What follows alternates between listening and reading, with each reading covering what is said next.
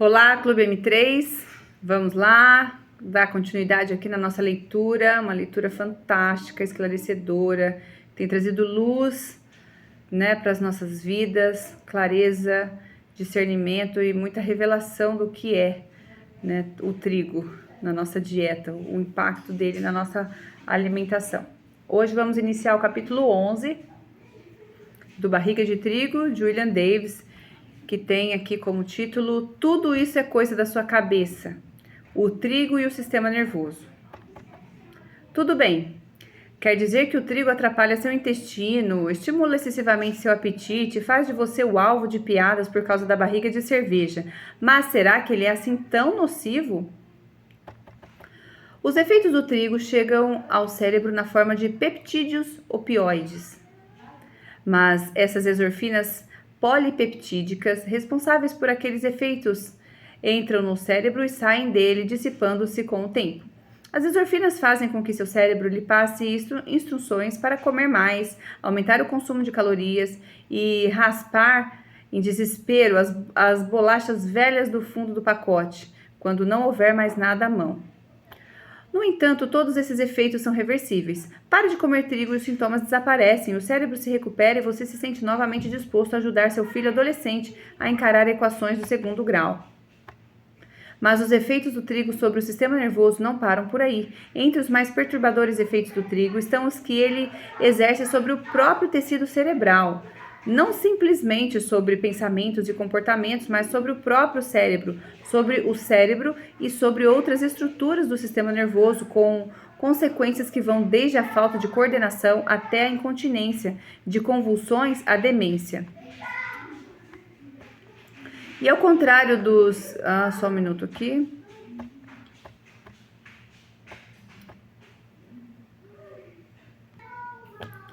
E ao contrário dos fenômenos de dependência, esses efeitos não são totalmente reversíveis. Cuidado onde pisa, o trigo e a saúde do cerebelo. Imagine que eu coloque uma venda sobre os seus olhos e o solte num quarto desconhecido, cheio de ângulos e cantos estranhos, com objetos dispostos de modo aleatório para você tropeçar. Com alguns passos, é provável que você se descubra batendo de cara na sapateira. Dificuldades desse tipo são enfrentadas por portadores de um transtorno conhecido como ataxia cerebelar. Só que essas pessoas enfrentam problemas como esse estranho de olhos abertos. São aquelas pessoas que você costuma ver usando bengalas e andadores, ou tropeçando numa rachadura na calçada, o que resulta na fratura de uma perna ou do quadril. Alguma coisa prejudicou a capacidade delas de se orientar no mundo, fazendo com que perdessem o controle sobre o equilíbrio e a coordenação, funções centralizadas numa região do sistema nervoso central denominada cerebelo.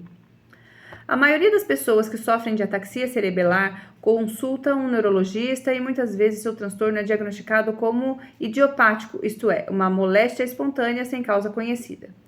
Nenhum tratamento é prescrito, nem foi desenvolvido nenhum tratamento. O neurologista simplesmente sugere um andador, recomenda que seja removidos os potenciais riscos para tropeçar em casa e examina a possibilidade de uso de fraldas para adultos devido à incontinência urinária, que acabará por se desenvolver. A ataxia cerebelar é progressiva, agravando-se a cada ano que passa até o paciente tornar-se incapaz de pentear o cabelo, escovar os dentes ou ir ao banheiro sozinho. Finalmente, mesmo as atividades mais básicas de cuidados pessoais precisarão ser realizadas por outra pessoa. A essa altura, o paciente está próximo da morte, pois uma debilitação tão extrema acelera complicações como a pneumonia e escaras infectadas. Entre 10 e 22,5% dos celíacos têm envolvimento do sistema nervoso. De todas as formas de ataxia já diagnosticadas, 20% apresentam anticorpos para o glúten. Entre pessoas com ataxia inexplicada, ou seja, em que nenhuma outra causa possa ser identificada, 50% têm anticorpos para o glúten no sangue. O problema: a maioria das pessoas que sofrem de ataxia deflagrada pelo glúten do trigo não apresenta sinais nem sintomas de doença intestinal, nenhuma advertência do tipo celíaco que indique a ocorrência de sensibilidade ao trigo. A resposta imunológica destrutiva responsável pela diarreia e pelas cólicas abdominais da doença celíaca também pode ser direcionada para o tecido cerebral. para o tecido cerebral. Embora desde 1966 já se suspeitasse que a relação entre o glúten e o cérebro estava por trás do comprometimento neurológico, acreditava-se que ele fosse decorrente das deficiências nutricionais que acompanham a doença celíaca. Mais recentemente, tornou-se claro que o envolvimento do cérebro e de outras partes do sistema nervoso resulta de um ataque imunológico direto às células nervosas. Os anticorpos antigliadina deflagrados pelo glúten podem unir-se às células nervosas, conhecidas como células de Purkinje, não sei se é assim que diz, exclusivas do cerebelo. O tecido nervoso, nesse caso, as células de Purkinje, se eu estiver lendo errado, me perdoem, gente, eu não faço ideia. Não tem a capacidade de se regenerar. Uma vez lesionadas, as células de Purkinje cerebelares estão destruídas para sempre.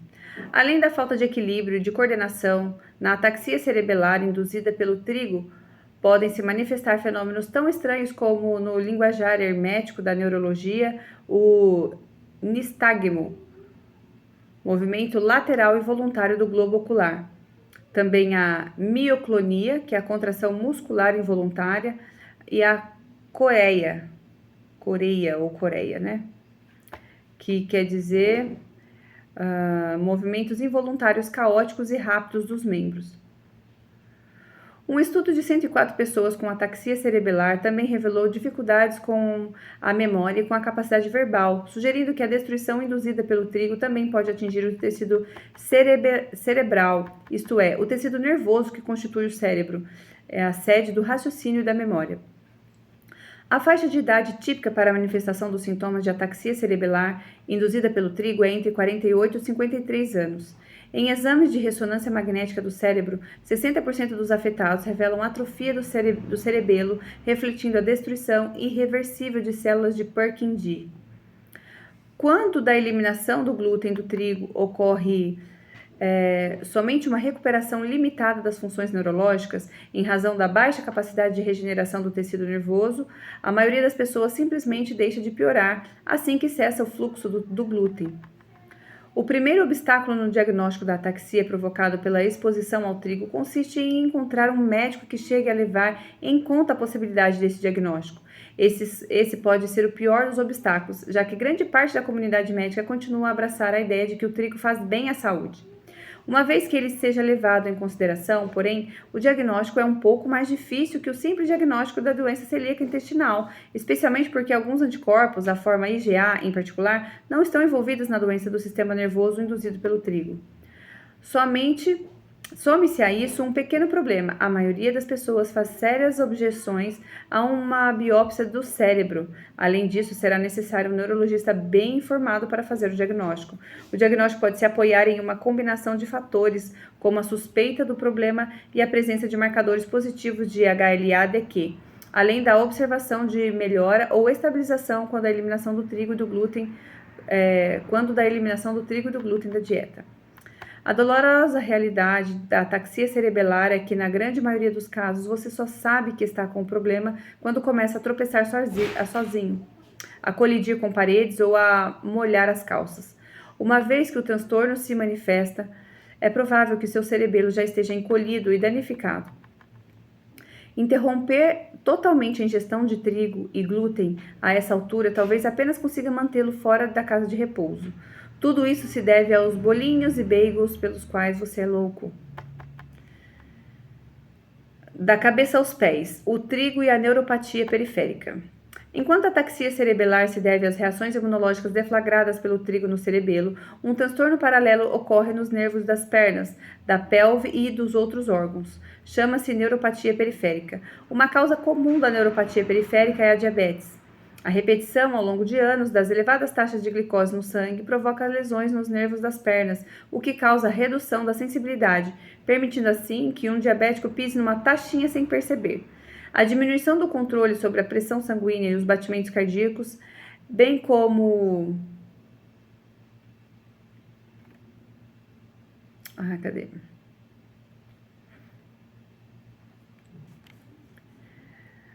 bem como a lentidão no esvaziamento do estômago ou gastroparesia diabética, entre outras manifestações de um sistema nervoso desorientado.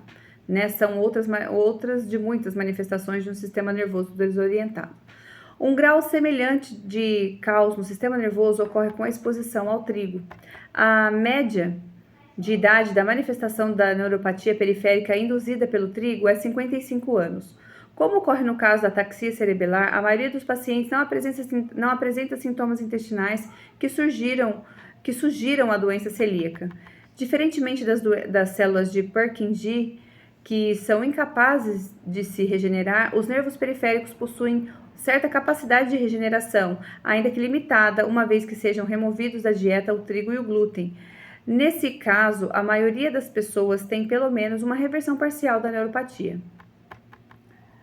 Num estudo com 35 pacientes afetados por neuropatia periférica e sensíveis ao glúten, com resultados positivos para o anticorpo antigliadina, os 25 participantes que adotaram uma dieta sem trigo e sem glúten melhoraram ao longo de um ano, enquanto os 10 participantes do grupo de controle que não retiraram o trigo e o glúten da dieta tiveram sua situação agravada. Foram realizadas também estudos sistemáticos da condução nervosa, que revelaram melhora na condução nervosa no grupo de pacientes que deixou de consumir trigo e glúten, bem como deterioração dessas funções no grupo que continuou a consumi-los.